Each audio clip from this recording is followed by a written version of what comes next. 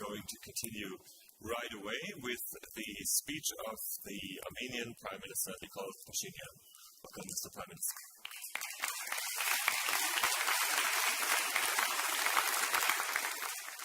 Thank you very much. Dear participants of the Copenhagen Democracy Summit, ladies and gentlemen, it is my honor and privilege to have this opportunity to share with you the challenges that Armenian democracy is facing. The good news is that democracy has indeed become a reality in Armenia.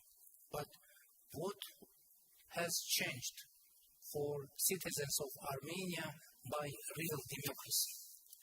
Before the 2018 Velvet Revolution, in our country, massive electoral frauds were the usual companions of elections.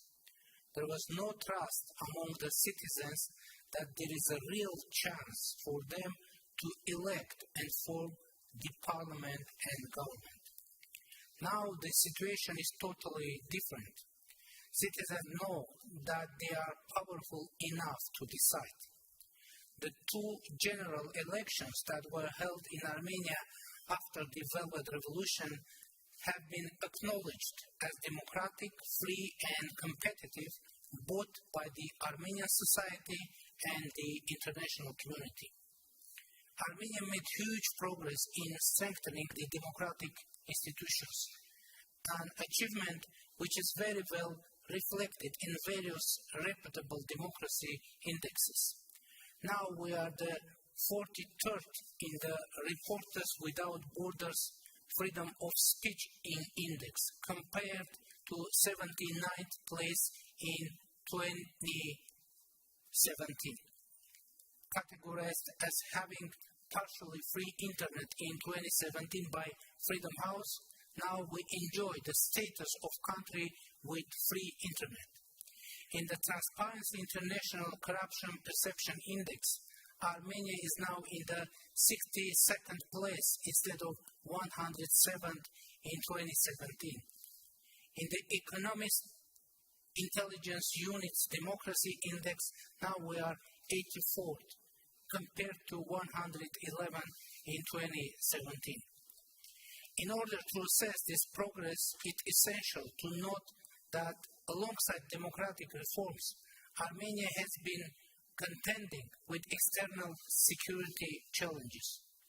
44 days war in Nagorno-Karabakh, invasion of Azerbaijani troops into sovereign territories of Armenia in 2021, in 2022, and occupation of more than 200 square kilometers of Armenian sovereign territories with the indifference and inaction of Collective Security Treaty Organization, the forced displacement of more than 100,000 Armenians from Nagorno-Karabakh have casted doubts among Armenian citizens whether democracy is the right choice or maybe democracy means less security.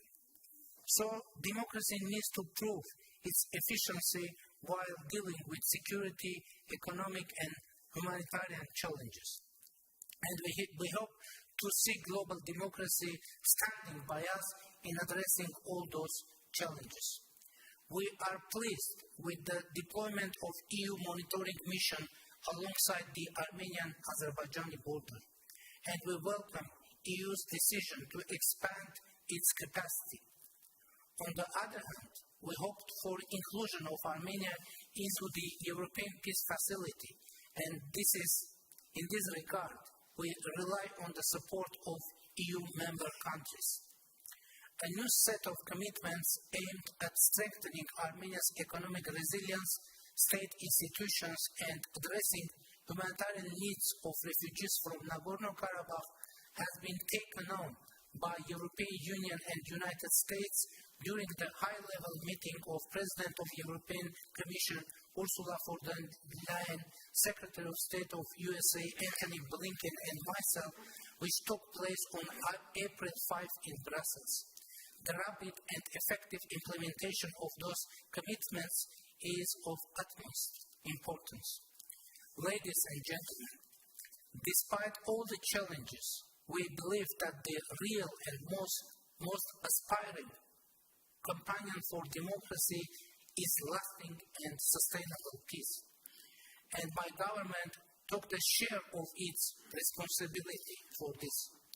Recently, we reached to an agreement with Azerbaijan to start the delimitation of our interstate borders on the basis of Alma-Ata Declaration of 1991. That means that during the delimitation, we should simply reproduce the administrative borders between Soviet Armenia and Soviet Azerbaijan, which become state borders according to Alma-Ata Declaration. The start of border delimitation is the implementation of agreement reached during the quadrilateral meeting of October 6 of 2022 between the President of France, Emmanuel Macron, President of the European Council, Charles Michel, President Aliyev of Azerbaijan, and me. It took place in Prague. Now it is time to incorporate and reflect those agreements in the peace treaty and have it signed. Another key point for our regional stability is the Crossroads of Peace project initiated by my government. This project implies that Armenia and Azerbaijan restore and open transport and other communications in accordance with the sovereignty and jurisdiction of the countries through which they pass and comply with the principles of equality and reciprocity. These elements of the concept were agreed upon during the meeting of July 15 on 2023 between the President of Azerbaijan and myself, facilitated by the President of the European Council, Charles Michel, and are reflected in the public statement made by President Michel as a result of the meeting. We are ready to move toward the implementation of what has been agreed. Ladies and gentlemen, before answering your questions, I would like to stress that democracy is a strategy for Armenia. In democracy we believe, in democracy we live. Thank you very much.